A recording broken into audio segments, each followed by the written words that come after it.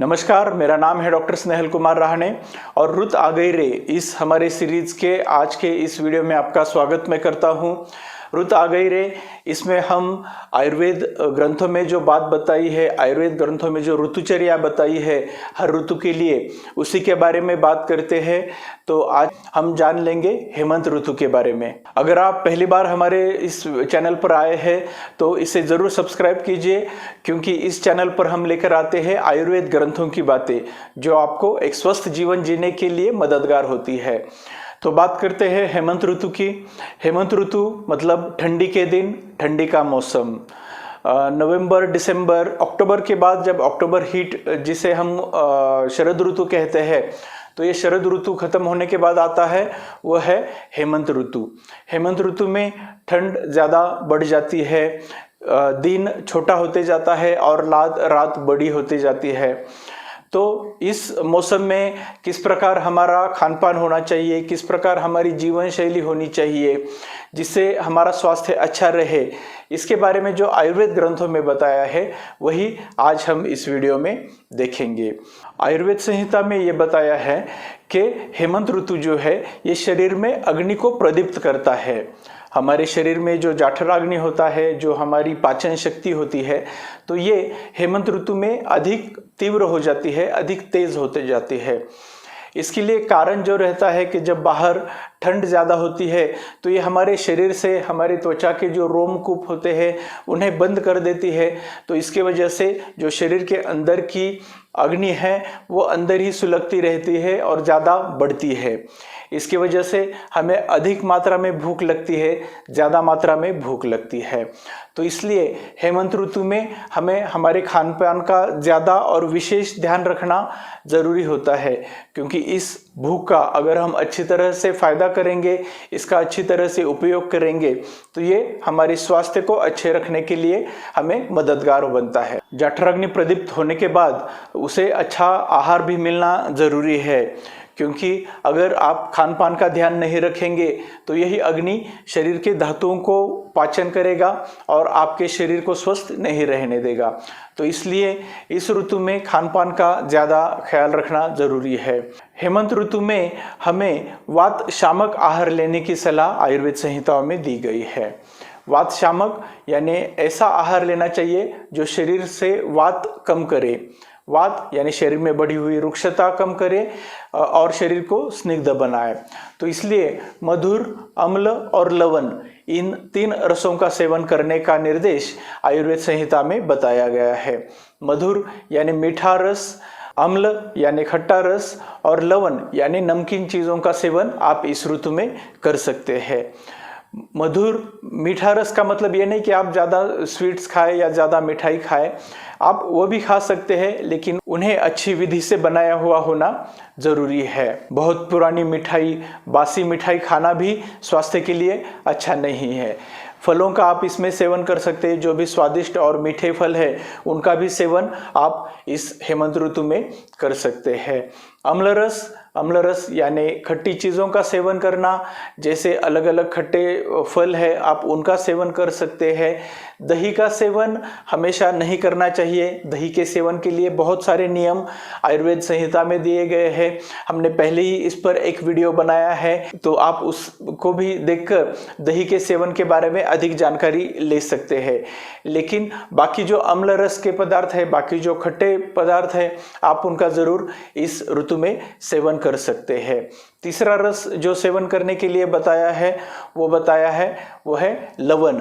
लवण यानी नमकीन या नमक जिसमें ज़्यादा है, ऐसे पदार्थ जिनका सेवन आप कर सकते हैं।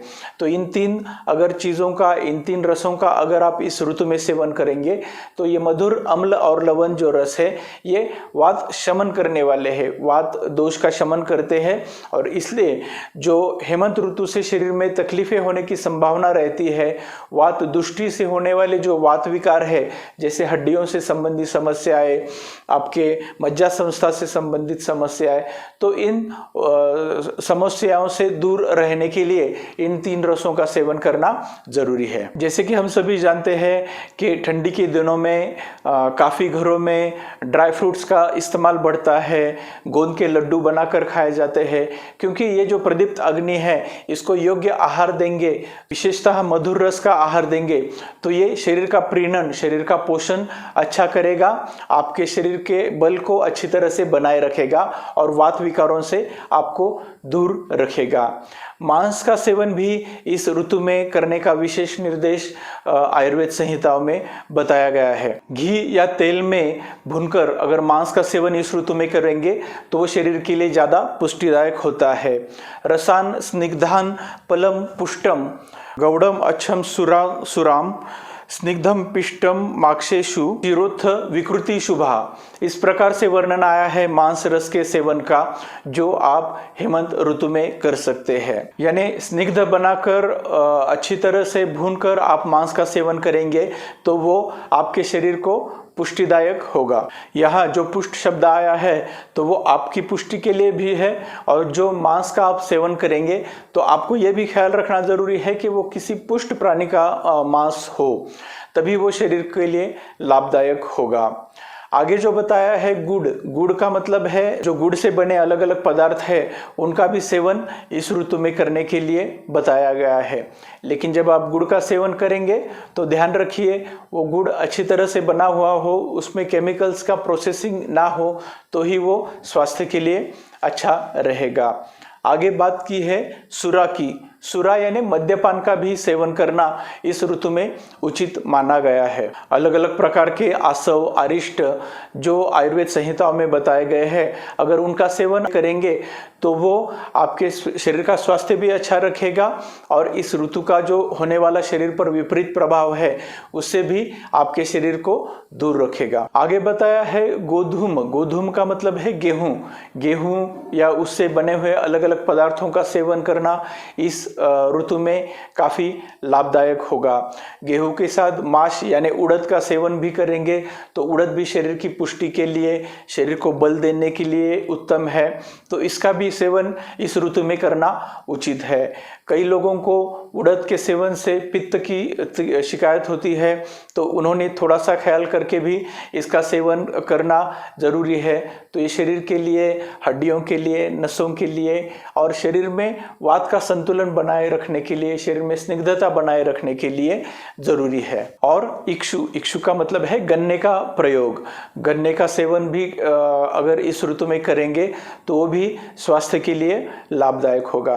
आगे जो बताया है वो है क्षीरोत्थ विकृति। क्षीर का मतलब है कि दूध, तो दूध या दूध से बने हुए अलग अलग पदार्थ, इनका सेवन भी इस ऋतु में अगर आप करेंगे तो भी शरीर की पुष्टि के लिए काफ़ी लाभदायक होता है। तो दूध से बने हुए अलग अलग पदार्थ जैसे घी का आप सेवन इस ऋतु में कर सकते हैं, छाछ आप नियमित इस ऋतु में ले सकते हैं। दूध से बने हुए अलग अलग व्यंजन जैसे रबड़ी वगैरह जैसे जो पाचन में भारी पदार्थ है उनका भी अगर सेवन इस ऋतु में करेंगे तो वो शरीर के लिए और स्वास्थ्य के लिए लाभदायक होगा। इसी के साथ नए चावल, वसा यानी प्राणियों की चर्बी और तेल, इनका सेवन का भी जिक्र आयुर्वेद संहिताओं में मिलता है। तो ओवरऑल जो इस ऋतु में शरीर में रुक्षता बढ़ती है, सूखापन बढ़ता है, तो उसको कम रखने के लिए, उसको नियंत्रित रखने के लिए तेल, घी, स्निग्ध पदार्थ, मधुर अन्न, इनका सेवन करना इस ऋतु में बहुत ही लाभदायक है। ये तो हो गई खान पान की या आहार की बात। इसके साथ जो हमारी दिनचर्या है उसमें भी हम नियमित रूप से अगर अभ्यंग का उपयोग करेंगे तो वो भी हमारे शरीर में बढ़ने वाली रुक्षता कम करता है, वात को नियंत्रित रखता है। वैसे तो अभ्यंग हमेशा ही करना चाहिए, इससे पहले भी हमने इस पर एक खास वीडियो बनाया है, तो आप उसे भी देखिए। तो अभ्यंग की क्या क्या फायदा है, ये आपको जवान रखने में कैसे मदद करता है, शरीर का डिजेनरेशन कैसे रोकता है, ये काफ़ी बातें आप इसमें समझ सकते हैं। तो हेमंत ऋतु में भी जो शरीर में रुक्षता बढ़ती है उसको नियंत्रित करने के लिए ये अभ्यंग बहुत ही लाभदायक है। साथ ही हमारे शरीर में बाहर से जो ये ठंड है वो अंदर ना जाए, इसलिए गर्म पानी का इस्तेमाल करना, जब आप हाथ धोते हैं, स्नान करते हैं उस वक्त गर्म पानी का इस्तेमाल करना, शौच विधि के बाद जब आप हाथ धोते हैं तो उस वक्त गर्म पानी का इस्तेमाल करना, ये सभी बातें आयुर्वेद संहिताओं में बताई गई है। साथ ही इस ठंड से बचने के लिए ऊनी कपड़ों का पहनना, ऊनी चादरें घर में बिछौना, इसका इस्तेमाल करना, ये भी ठंड से आपको बचाता है। कई बार फर्श या आपकी ज़मीन जो है वो ज़्यादा ठंडी रहती है तो उससे भी शरीर में ठंड बढ़ती है। शरीर में जब ठंड बढ़ती है तो ये आपके नर्वस सिस्टम के लिए अच्छा नहीं है, ये उसका स्वास्थ्य बिगाड़ता है। तो इसलिए गर्म कपड़े पहन के रखना, मोजे इस्तेमाल करना, ये भी ज़रूरी है इस हेमंत ऋतु में। सुबह जैसे ही सूरज निकलता है तो इस सूरज की धूप में अगर आप सेकते हैं, स्वेदन करते हैं खुद का, तो ये भी रात भर जो ठंड का शरीर में परिणाम हुआ है वो कम करने के लिए मदद करता है। स्नान की विधि में विशेष अवगाह स्नेह का वर्णन आयुर्वेद ने बताया है। अवगाह स्वेद मतलब टब बाथ। जब आप स्नान करते हैं तो गर्म पानी में अगर टब बाथ आप करेंगे, पूरे शरीर को गर्म पानी में रखेंगे, तो ये भी जो ये ठंड का परिणाम शरीर पर हुआ है उसे कम करने में मदद करता है। और आखिरी बात वह है आपका निवास विधि इसमें बताई गई है कि जिस घर में आप रहते हैं वहाँ जो ठंड आती है तो उसे भी कम करने के लिए, उसे भी कम रखने के लिए आप घर में ज़्यादा गर्मी बढ़ी रहे इसके लिए हीटर लगा सकते हैं। जैसे अभी हम हीटर लगाते हैं, पहले के ज़माने में जो अलग अलग बर्नर्स है उनका इस्तेमाल करते थे, सिगड़ियों का इस्तेमाल करते थे। तो इस प्रकार से हर प्रकार आपको हर संभव प्रयास करना है कि इस ठंड से आपका शरीर बचा रहे, क्योंकि हम देखते हैं कि काफ़ी बार लोगों में जो संधियों से संबंधी विकृतियाँ होती है, हड्डियों से संबंधी विकार होते हैं, नर्वस सिस्टम या मज्जा संस्था से संबंधी विकार होते हैं, तो इसके पीछे कारण तो ध्यान में आता नहीं है। इन्वेस्टिगेशंस रिपोर्ट करते हैं, वो नॉर्मल आते हैं। तो कारण जब आप इसका ढूंढते हैं तो ये आपके दिनचर्या, आपकी ऋतुचर्या में निकल कर आता है। तो इसलिए ऋतुचर्या का पालन अच्छी तरह से करना भी बहुत ज़रूरी है अगर आपको हमेशा स्वस्थ रहना है। और इसी मनीषा के साथ हम लेकर आते हैं रुत आ गई रे। हर ऋतु में कौन सा खान पान, कौन सी ऋतुचर्या आपको अपनानी चाहिए कि जिससे आप स्वस्थ रहे, इसी जानकारी को हम लेकर आते हैं रुत आ गई में। तो इसी चैनल पर मिलते रहेंगे और आयुर्वेद का ज्ञान लेते रहेंगे। इस जानकारी को आपके दोस्त और फैमिली में सबके साथ शेयर कीजिए और उनके भी स्वास्थ्य का ख्याल रखिए। हमारे चैनल को फिर से याद करता हूँ, सब्सक्राइब कीजिए और अगले वीडियो में फिर से मिलेंगे। तब तक खुद का ख्याल रखिए। निरोगी भव।